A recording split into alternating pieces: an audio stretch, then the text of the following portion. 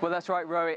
Peru has accepted that it's unprepared for the sheer number of Venezuelan migrants crossing the border from Ecuador. And this, according to the UN Refugee Agency, is the largest migration crisis by far that Latin America has ever seen. And of course, as you mentioned, the comparisons have been made with the migration crisis in the Mediterranean over recent years. Now, of the 2.3 million Venezuelans have fled the country since 2014, mostly to other countries in South America.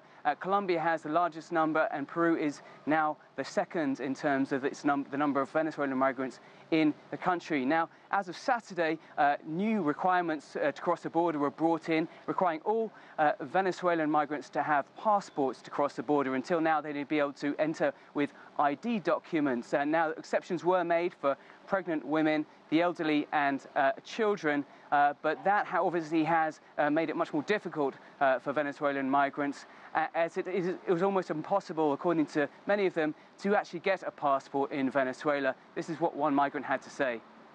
A passport is really something that is difficult to get now in Venezuela. I think that those who don't have a passport now will find it difficult because a popular crossing is closed, it's blocked off. And the passport issue has now become a bit of a scam. For $100 you can get one, but it never arrives. It's all a lie. And Dan, regional leaders will be getting together this week, we understand, to tackle the crisis as a group. What can we expect?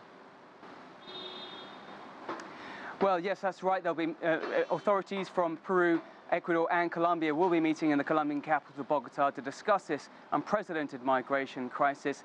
They'll obviously have to take into a wide range of concerns, which have been expressed particularly by the UN Refugee Agency, particularly about the new restrictions which have been brought in, which the agency worries may force migrants to cross illegally and to avoid a humanitarian crisis, falling prey to people traffickers. Obviously, there are concerns about unaccompanied children and, of course, women who are particularly vulnerable.